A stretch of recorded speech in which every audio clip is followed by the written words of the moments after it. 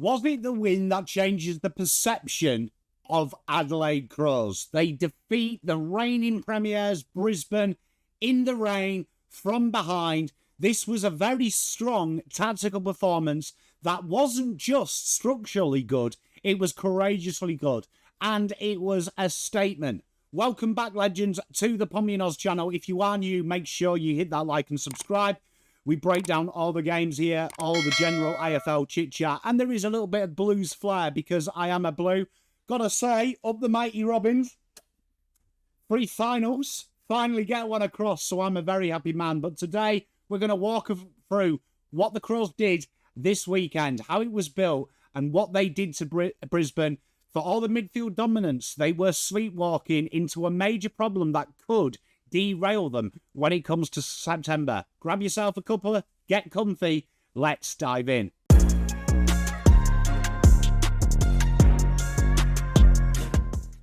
Let's start with the setup of this game. It was a clash between two top 4 sides Friday night under the bright lights in conditions that were good if you were a frog.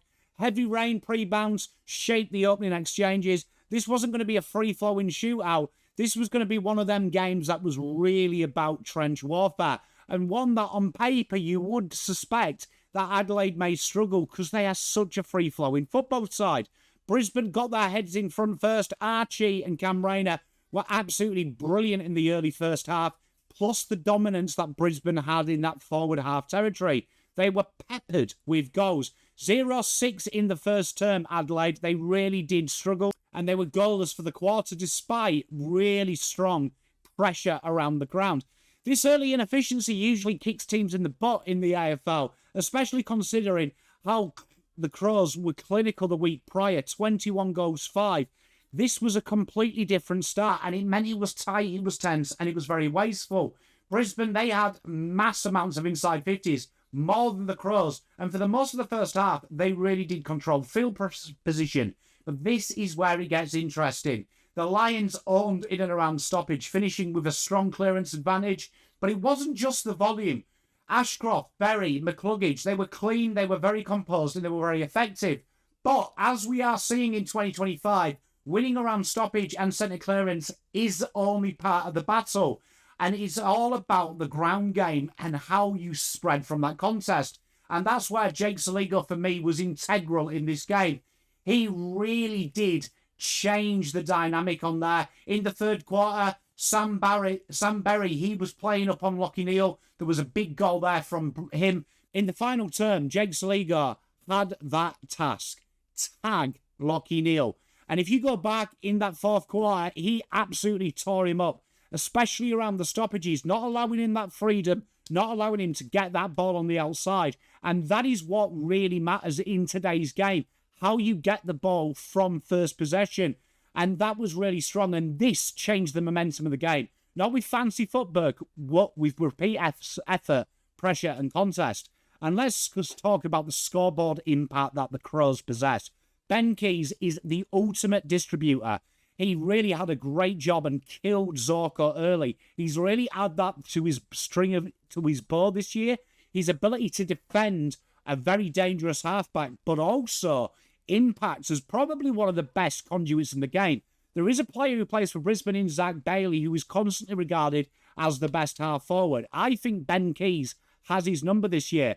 2 of his 3 goals this week were absolutely clinical, and it's his positioning. He doesn't flow. He really can see the game before it happens. His anticipation is incredible, but the fact he found space inside 50, he's aggressive, he's smart, he is a match winner. And Josh Rochelle, last year he was a little bit down. This year he is something else. His ability to kick goals, that one from the boundary was a peach. His footy IQ separates him from the rest. You can see that soccer background in him. His appreciation of tight spaces. He's backing in that he'll beat them playing shoulder to shoulder. He is an absolute match winner. He's kicked nearly 12 goals this last 3 weeks, and they're highlight reel goals as well. And Jordan Dawson, moments when they needed to lift, particularly at the end, his ability to run, take body contact, and then give off the handball, drive it inside 50. He was a real standout in key moments in quarter 4. Brisbane, Charlie Cameron had lots of moments, but again, he is the opposite of Josh Rushelli at the minute. He does take the goals, but he's not there throughout 4 quarters. Cam Rayner, he looked like he was going to blow the game open in the first half, and it just didn't happen. And then Zach Bailey, aside from a good 10-minute passage in the first, non-existent. And then the shot generation, Brisbane, 10 shots to 5, and they kick 0-6, 2 out on the full with no pressure. People taking off when they could have a shot at goal. Let's be blunt, there is a Daniher-sized hole in the Lions forward structure, and at the minute, they lack a genuine deep target, a contest winner who brings it to ground, and a player that really can help demand attention and allow the smalls to structure up and around him. They were launching shallow entries, hoping for chaos, and unfortunately, I don't think Eric Hipwood is that man to lead a forward line. Ty Gallup showed some moments, but that's a long-term investment, and Adelaide just set up their intercept wall. Worrell, who should be all-Australian so far this year, Mark Keane is sensational at the minute, and Rory Laird just rotating and able to cut off and hit them on the counter. And this isn't the first time this has happened. We've seen this quite a lot with Brisbane. Their scoring power is sometimes so unreliable, and that is a red flag for me. You can't win finals by dominating the midfield.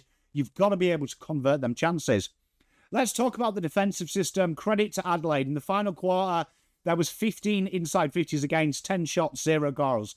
Part of this was down to Brisbane's inefficiency, but the back six was sensational. Josh Worrell constantly intercepting, and his ability to know when to spoil a mark is fantastic. Mark Keane's ability to really back himself, to play front of his key back is impressive, and you can see how he trains with Tex Walker and Riley Thilthorpe every week. He really offers great rebounds and coverage. And also with Laird and Worrell, you've got some real penetration. And then Brodie Smith, he comes in late and he absolutely blanketed Cam Rayner in what was an area really that could have been a problem. And his delightful kicks outside of D50 were a highlight. That's smart coaching adjustments, live adjustments that really won this game. Let's see the takeaways. Adelaide, they're the real deal. In the wet against the reigning premiers, down at third quarter time and being dominated in and around the clutches, they found a way. They stood up. Their method stands up. Their philosophy, Soligo, Rushelli, Keys, carrying them at moments. Their DNA is now a top 4 team. And this wasn't a fluke. This was built. They have had some wins where people have said, oh, they've only played one top 8 side. But they keep beating sides. And when it goes well like this, they are starting to show that they are probably the most improved team from round 0, in my opinion. They have added structural layers. Brisbane, that forward inefficiency is a real concern. They are definitely a contender. I'm not writing them off. Their midfield is strong. They have got some weapons down back. But it's a vacuum at the minute with no Daniher. They've restructured at times. You've seen Rayner plays a lot higher up the ground.